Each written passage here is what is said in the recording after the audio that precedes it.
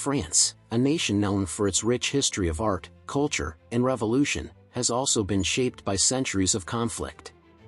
From the Hundred Years' War to the Napoleonic conquests, the Franco-Prussian rivalry, and the pivotal role it played in both world wars, France's story is one of resilience and transformation. In this video, we'll uncover how these defining moments in history have shaped the nation's identity, its struggles during Nazi occupation, and its path to rebuilding after liberation. Stay tuned as we dive into the fascinating journey of France through the ages. If you're enjoying the video, don't forget to leave a like. It helps us bring more content like this. And make sure to subscribe to the channel and turn on the notification bell so you don't miss any episodes. France, the birthplace of great artists, inventors, and revolutionaries, and for nearly 200 years, the great cultural and artistic center of the Western world. The mirror to be followed in terms of art, literature, architecture, fashion, democracy, etc. However, throughout its history, it wasn't always smooth sailing, as the country engaged in significant conflicts and wars for territories or internal revolutions since its formation as a kingdom in the 9th century.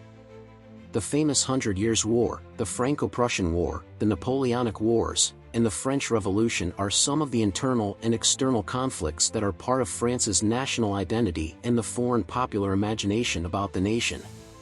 Over the centuries, France developed a strong rivalry with the English and the Germans, the latter especially after the Franco-Prussian War, which resulted in France's defeat and the loss of Alsace-Lorraine. This event triggered French revanchism, a political and military movement in France seeking revenge against the Germans for their defeat in the 1870s.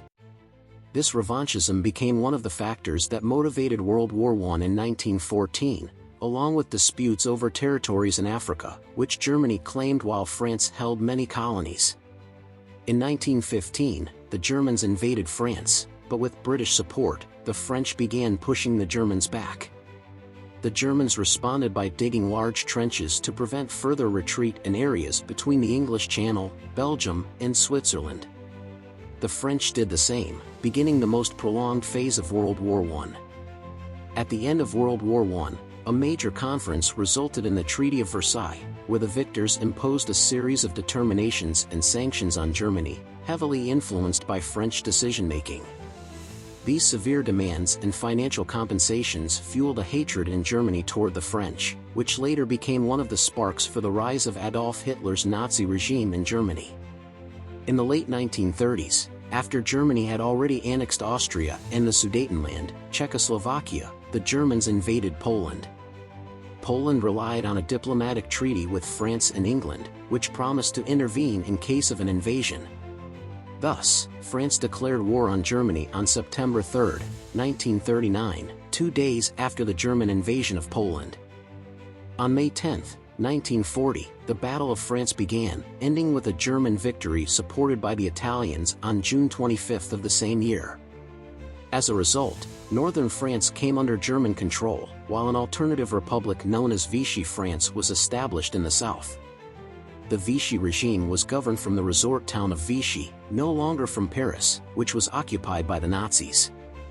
Led by Marshal Philippe Pétain, Vichy France established an authoritarian government, implementing anti-liberal measures. Although not officially part of the Axis powers, it collaborated with the Germans. In contrast, General Charles de Gaulle formed a government in exile in London, competing with Vichy for legitimacy as France's government. While most of France's territory was controlled by the Nazis, parts of southern France were occupied by Italian fascists, particularly in the Maritime Alps and Corsica. Some military campaigns occurred in French West Africa, notably the battles of Dakar, Gabon, and Torch. In November 1942, Vichy France was attacked and occupied by the Nazis.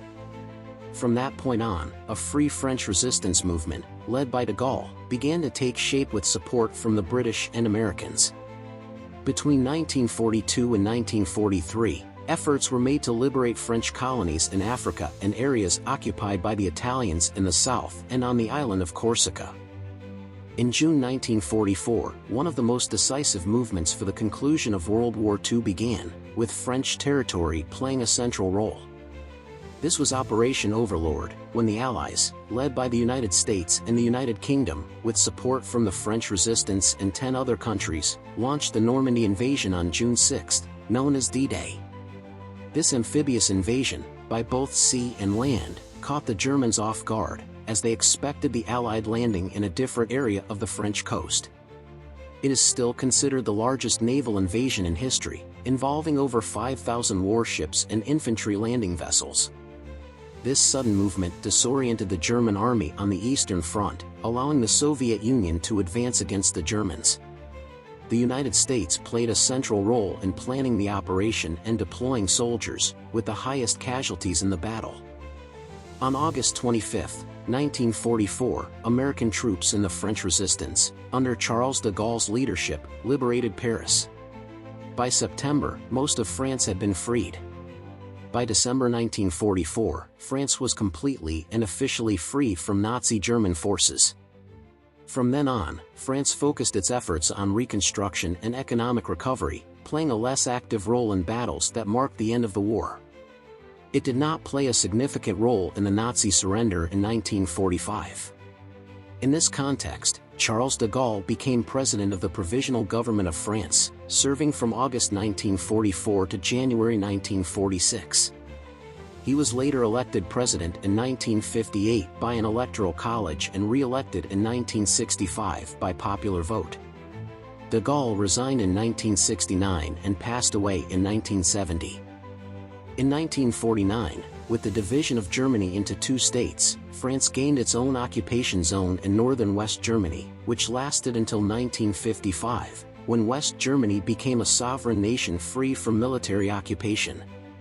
The French then focused particularly on their social, political, and economic reconstruction after being the largest area occupied by the Nazis during World War II, a 4-year-long occupation that left scars on France's economy, identity, and collective memory. If you're enjoying the video, don't forget to leave a like. It helps us bring more content like this. And make sure to subscribe to the channel and turn on the notification bell so you don't miss any episodes.